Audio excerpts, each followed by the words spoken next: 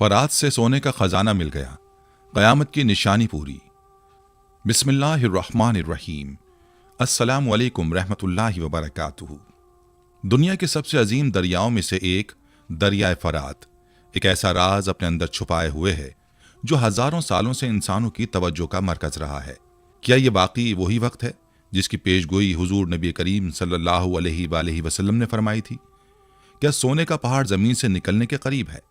दरियाए फरात की तारीखी अहमियत और उसके खुश्क होने की हैरत अंगेज दास्तानों के पस मंज़र में आज हम आपको वो हक़ाइक़ बताएंगे जो ईमान को ताज़ा कर देंगे और वक्त की नज़ाकत को उजागर करेंगे। आइए इस राज से पर्दा उठाएं जो क़यामत की निशानियों में से एक बड़ी निशानी के तौर पर हमारे सामने आया है। नाज़रीन, आज की वीडियो का मौजू एक नहायत अहम और तारीखी पहलू पर मबनी है, दरियाए फरात से सोने के पहाड़ का ज़हूर। इस वीडियो में हम कुरान और हदीस की रोशनी में इस पेशगोई के मफहूम, इसके असरात और क़ुर्ब क़यामत की निशानियों पर तफसील से बात करेंगे। आप जानेंगे कि यह दरियाए फरात कब और कैसे खुश्क होगा और इसके साथ ज़ाहिर होने वाले सोने के पहाड़ के मुतालिक रसूलुल्लाह सल्लल्लाहु अलैहि वसल्लम ने क्या इरशादात फरमाए हैं। इसके अलावा हम तारीख के उन पहलुओं को भी बयान करेंगे जिनमें दरियाए फरात की तहजीबी अहमियत, मुख्तलिफ अदवार में पेश आने वाले अजीम वाक़यात और उसके किनारे बसी तहजीबों का जिक्र शामिल होगा। ये वीडियो आपको न सिर्फ ईमान की तजदीद का मौका देगी बल्कि वक्त की नज़ाकत को समझने का शऊर भी फराहम करेगी। इस वीडियो को आखिर तक देखें और अपनी कीमती राय का इजहार करें। इसे अपने दोस्तों और अहले खाना के साथ ज़रूर शेयर करें ताकि सब इस अजीम पेशगोई और इसके मुमकिन असरात के बारे में जान सकें। अगर आपको ये वीडियो पसंद आए तो हमारे चैनल को सब्सक्राइब करें, लाइक करें और हमें अपनी दुआओं में याद रखें। नाज़रीन किराम, 2024 में ऐसी खबरें और वीडियोस तेजी से गर्दिश कर रही थी जिनमें दावा किया जा रहा है कि दरियाए फरात में सोने का पहाड़ जाहिर हो गया है जो क़ुर्ब क़यामत की एक निशानी है। बहुत सारी ऐसी चीज़ें हैं जिनके बारे में गुमान किया जाता है कि उन निशानियों के पूरा होने से क़यामत बिल्कुल करीब आ चुकी है। इनमें से एक दरियाए फरात का खुश्क होना और उससे बरामद होने वाली चीज़ें। आज हम आपको तारीखी दरियाए फरात के बारे में तफसीलात फराहम करेंगे, इसकी तारीख, अहमियत और दरियाए दजला से इसका ताल्लुक और फासला भी बयान करेंगे। यह ऐसा दरिया है जिसका जिक्र अहादीस और दीगर रवायात में मिलता है और इससे कई तारीखी रवायात वाबस्ता हैं। दरियाए फरात कदीम दौर के बहुत से अहम वाक़यात का चश्मदीद गवाह है। ख़वातीन हज़रात, मुस्लिम दुनिया में दरियाए फरात महज एक दरिया नहीं बल्कि इसे क़ुर्ब क़यामत को जाहिर करने वाली निशानियों में से एक समझा जाता है। नाज़रीन किराम, दरियाए फरात जिसे इस्लामी तारीख़ में बेपनाह अहमियत हासिल है, कई अहादीस में क़ुर्ब क़यामत की निशानियों के तौर पर जिक्र किया गया है। नबी आखिरुज़्ज़मां सल्लल्लाहु अलैहि वसल्लम ने फरमाया कि क़यामत के करीब ये दरिया खुश्क हो जाएगा और इसमें से सोने का पहाड़ नमूदार होगा। ये पेशगोई न सिर्फ मुसलमानों बल्कि दीगर मज़ाहिब के पैरोकारों के लिए भी दिलचस्पी का मरकज़ रही है। मशरिकी तुर्की से निकलने वाला ये अजीम दरिया तुर्की, शाम और इराक से गुजरता हुआ तकरीबन 2800 किलोमीटर का फासला तय करके खलीज फारस में जा गिरता है। इस दरिया के किनारे सदियों से इंसानी तहजीबों की बुनियाद रही है, जहाँ कई रियासतें आबाद हुईं और जवाल पजीर हुईं। दरियाए फरात और दरियाए दजला का खित्ता अपनी जरखेज़ी और तारीखी अहमियत के बाइस हर दौर में इंसानों के लिए ख्वाब जैसा रहा है। आज इस दरिया के खुश्क होने की खबरें और उसके साथ जुड़ी पेशगोइयाँ एक बार फिर पूरी दुनिया की तवज्जो अपनी जानिब मबजूल करा रही हैं। नाज़रीन किराम, दरियाए फरात और दरियाए दजला इंसानी तहजीब के कदीम तरीन मराकज़ में से हैं जिन्होंने मुख्तलिफ कौमों और तहजीबों की बुनियाद रखी।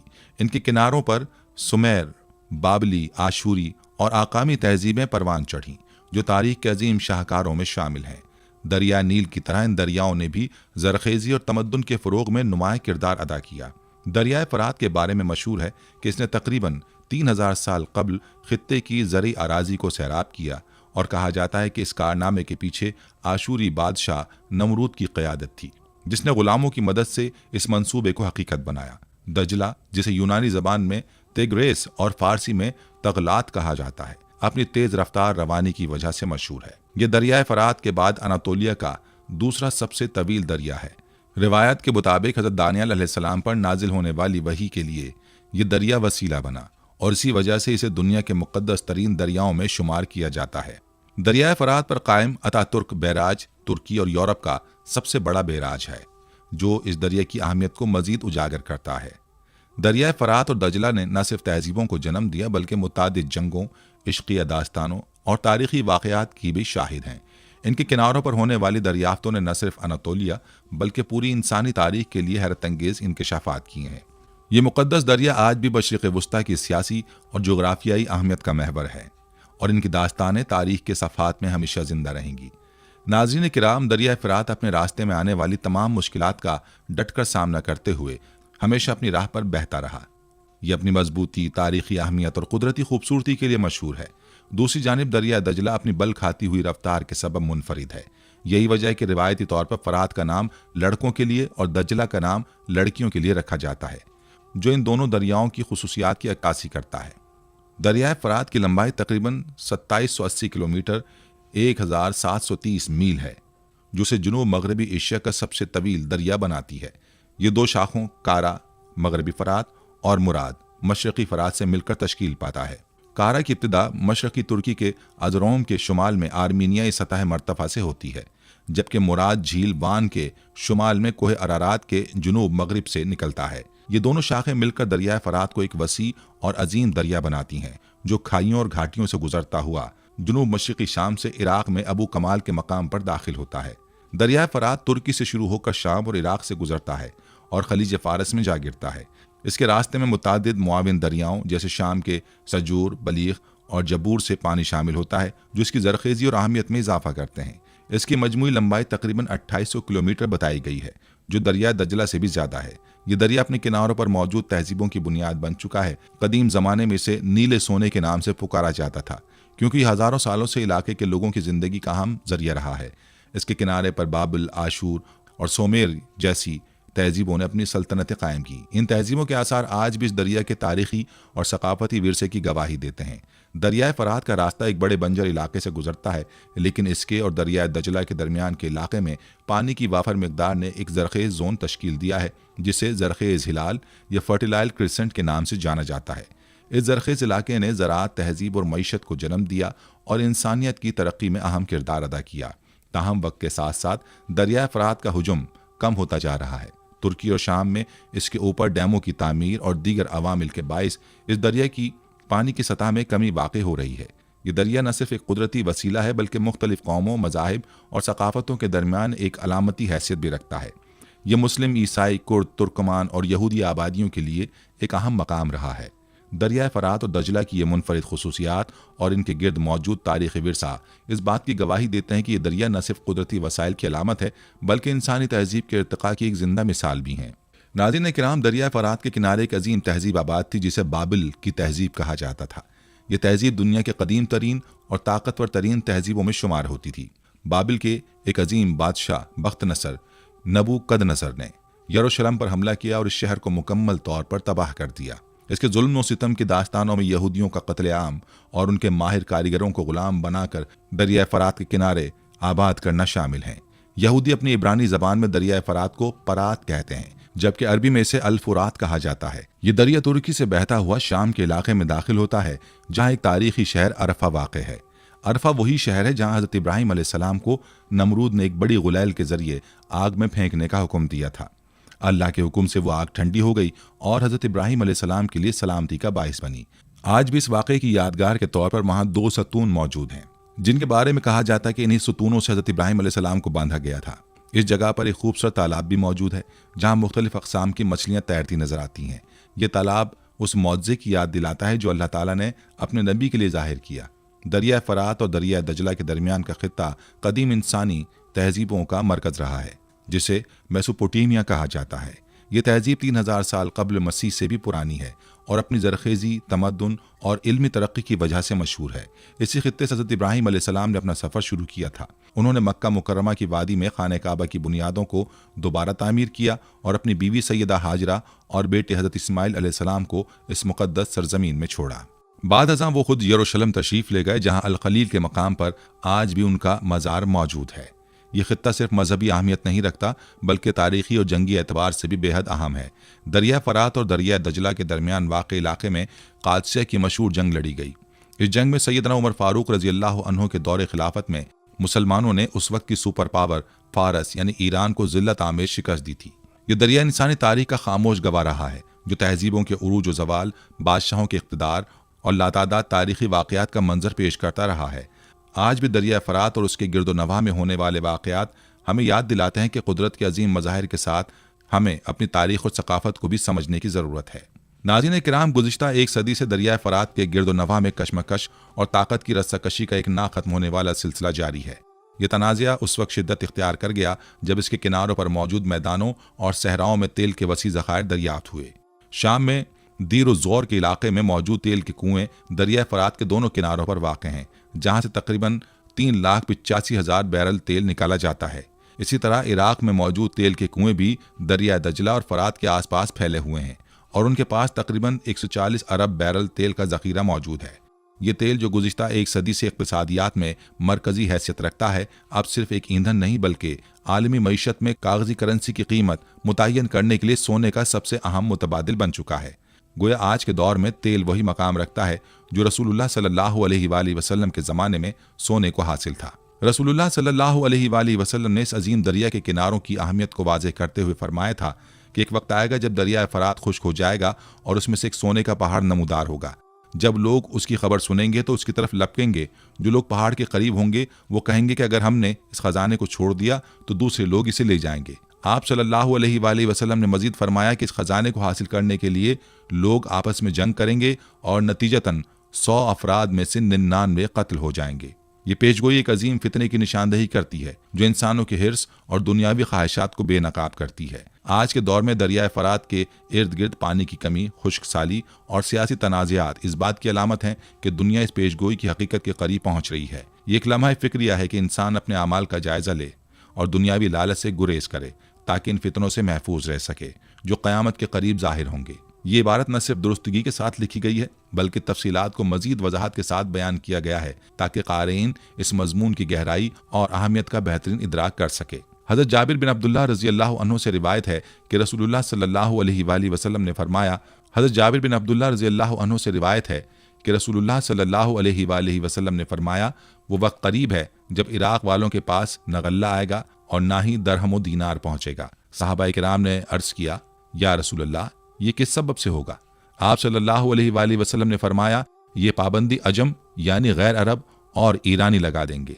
फिर कुछ देर खामोश रहने के बाद आप सल्लल्लाहु अलैहि वसल्लम ने फरमाया, वो वक्त करीब है जब अहले शाम पर भी ये पाबंदी आयद कर दी जाएगी।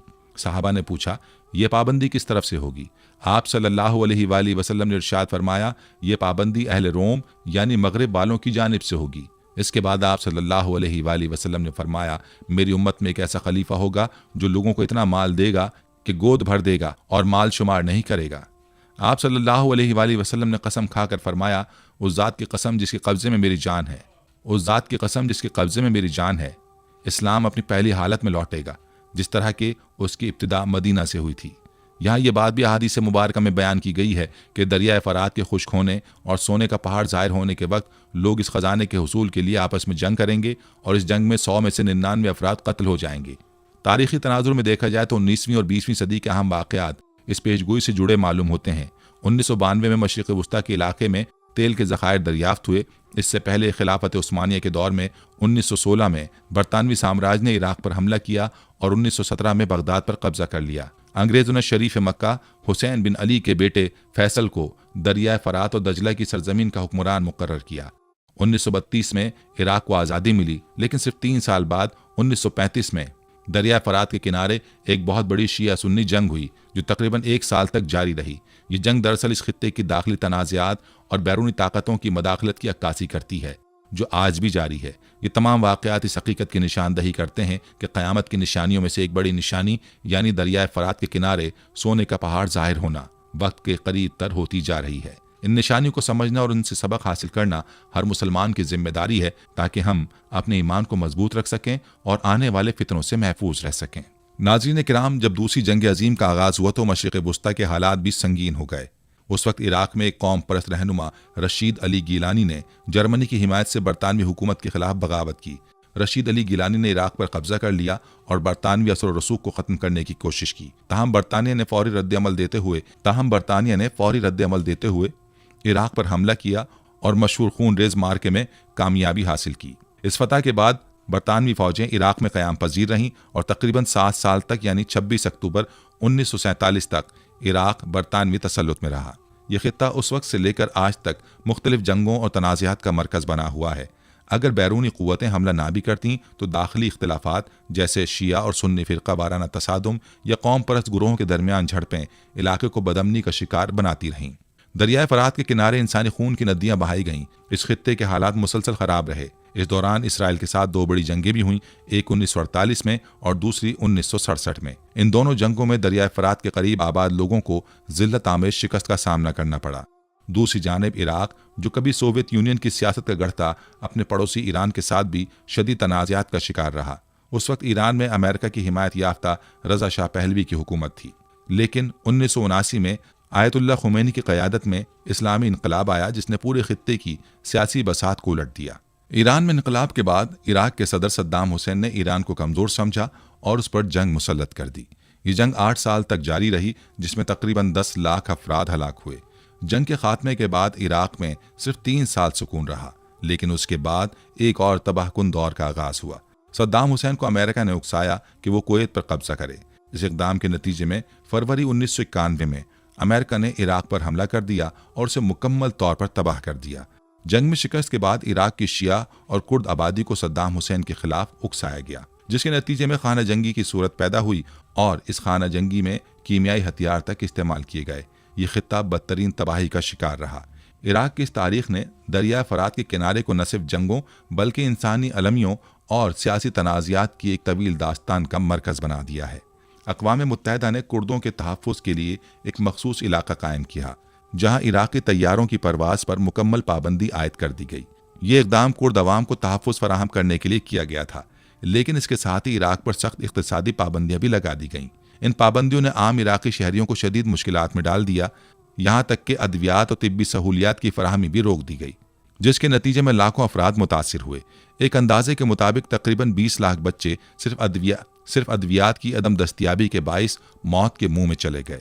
उसी दौरान तेल के बदले खुराक नामी बदनामे ज़माना प्रोग्राम शुरू किया गया, जिसके तहत इराक़ी तेल को औने पौने दामों खरीदा गया और उसके बदले बुनियादी खुराक फराहम की गई।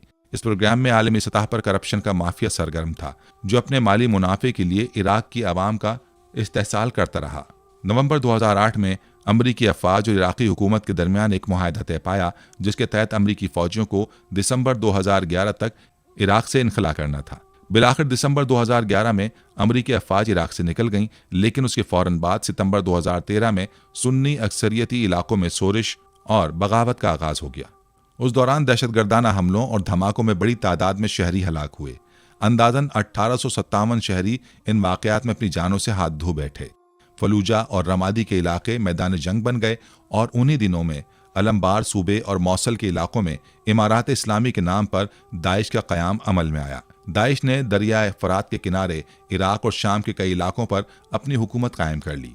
उनके बढ़ते हुए ख़तरात के पेश नज़र सितंबर 2014 में शिया रहनुमा हैदर अल इबादी ने सुन्नी और कुर्द रहनुमाओं को साथ मिलाकर एक नई हुकूमत कायम की।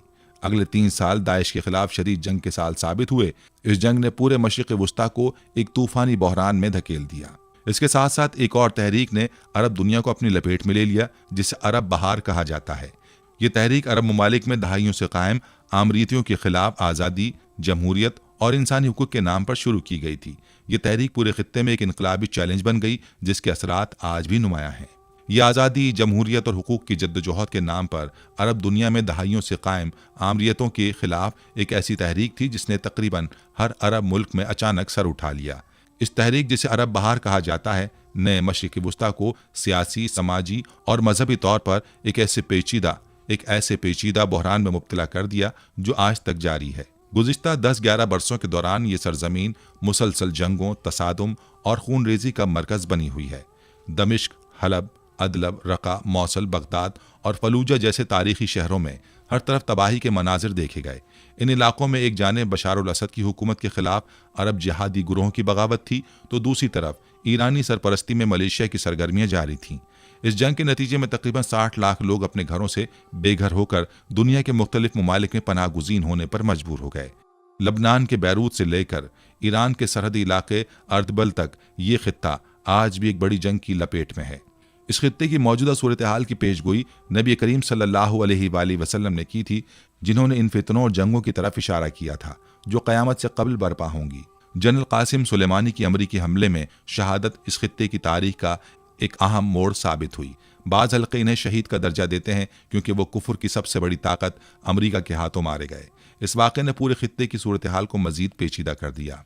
जून 2022 में इराक से एक हैरान कुन खबर आई। आब हवा की तब्दीली के सबब दरिया दजला के खुश्क होने से एक कदीम बस्ती दरियाफ्त हुई जिसकी तारीख 3500 साल पुरानी बताई गई। माहिरीन आसार कदीमा के मुताबिक ये बस्ती 1275 से 1475 कबल मसीह के दरमियानी अरसे में कायम हुई थी। माहिरीन का कहना है कि ये वही खित्ता है जहां बाबिल की अजीम उशान तहजीब ने जन्म लिया। तारीख के मुताबिक 1350 कबल मसीह में जलजले की वजह से बाबिल को शदीद नुकसान पहुंचा। मुमकिन तौर पर यह दुनिया का पहला मेट्रोपॉलिटन शहर था जो अपने उरूज के दौर में तकरीबन 2 लाख की आबादी का हामिल था। बाबिल जो अब खंडर में तब्दील हो चुका है, बगदाद से तकरीबन 300 किलोमीटर दरिया फरात के किनारे वाक़ था। यह अजीम शहर सल्तनत बाबिल और कदीम कलदानी सल्तनत का दारुल हुकूमत था। 4000 साल कबल मसीह की तहरीरों में बाबिल का जिक्र मिलता है जो इंसानी तारीख की एक अजीम तहजीब का गहवारा रहा। लेकिन आज ये शहर और उसके आसपास का इलाका न सिर्फ आसार कदीमा के दिलचस्प पहलुओं का हिस्सा हैं बल्कि जदीद दुनिया के लिए गौर व फिक्र का मौजू भी बने हुए हैं। नाजरीन किराम, आज हम आपको एक अहम और हैरान कुन खबर से आगाह करते हैं जो तुर्की के सोने के ज़खायर से मुताल्लिक है। गुज़िश्ता कुछ अरसे से तुर्की में सोने के बड़े बड़े ज़खायर की दरियाफ्त की खबरें सामने आ रही हैं जिन्होंने आलमी तवज्जो हासिल की है। 22 नवंबर 2021 को तुर्क न्यूज़ एजेंसी अनादोलो ने इत्तला दी कि तुर्की के एक मगरबी इलाके में सोने का एक बड़ा ज़ख़ीरा दरियाफ्त हुआ है। माहिरीन के मुताबिक इस ज़ख़ीरे में 99 टन सोने की मौजूदगी का इम्कान है जिसकी मालियत तकरीबन 6 अरब डॉलर बताई जा रही है। ये रकम कई ममालिक की मजमूई मुल्क की पैदावार GDP से भी ज़्यादा है। तुर्की की कंपनी गैबरीडा जो कानकनी में महारत रखती है इस ज़ख़ीरे से मुताल्लिक मनसूबाबंदी कर रही है। कंपनी के फॉरन पायरोज नामी मंसूबे के तहत अगले 2 साल में इस ज़ख़ीरे से कानकनी का आगाज़ किया जाएगा। माहिरीन का ख्याल है कि इस कानकनी से तुर्क मईशत को बड़ा सहारा मिलेगा और ये ज़ख़ीरा मुल्क की तरक्की में अहम किरदार अदा करेगा। ये बात काबिल ज़िक्र है कि इससे पहले भी तुर्की ने समंदरी सोने की पैदावार के हवाले से एक नया रिकॉर्ड कायम किया था और आने वाले 5 सालों के दौरान सालाना सोने की पैदावार 100 टन तक बढ़ाने का हदफ मुकर्रर किया गया है। ये खबरें सामने आने के बाद एक बार फिर इन रवायात और अहादीस का तज़किरा होने लगा है जिनमें दरिया फरात के खुश्क होने और वहाँ से सोने का पहाड़ ज़ाहिर होने की पेशगोई की है। लोगों में ये सवाल जन्म लेने लगा कि आया तुर्की को वाकई दरिया फरात से वो सोने का पहाड़ मिल गया है जिसका जिक्र रसूलुल्लाह सल्लल्लाहु अलैहि वसल्लम ने अपनी अहादीस मुबारका में किया था। तुर्की में सोने के पहाड़ के बायस दरिया का पानी कम होता जा रहा है। साइंसदानों की रिपोर्ट के मुताबिक गुज़िश्ता 7 सालों में दरिया फरात के गुजरगाह के मुख्तलिफ हिस्सों में पानी का अखराज 117 मीटर एकड़ फिट तक कम हो चुका है। इस खुश्क साली ने कई सवालात को जन्म दिया है। बाज़ माहिरीन और हल्के ये राय रखते हैं कि तुर्की दानिस्ता तौर पर दरिया फरात को खुश कर रहा है ताकि मुमकिन सोने के ज़खायर तक रसाई हासिल की जा सके। दूसरी तरफ तुर्की की जानिब से खुश्क साली के असरात को नज़रअंदाज करने का रवैया भी उन शकूक व शुबात को तक़वियत देता है। ये मामला न सिर्फ साइंस, मईशत और सियासत बल्कि मजहबी नुक्ता नज़र से भी गौर तलब है। क्या ये वो वक्त है जिसकी पेशगोई की गई थी? ये सवाल इंसानों को दावत फ़िक्र देता है कि वो दुनिया के वसाइल की हकीकत को समझें और अपने आमाल पर गौर करें।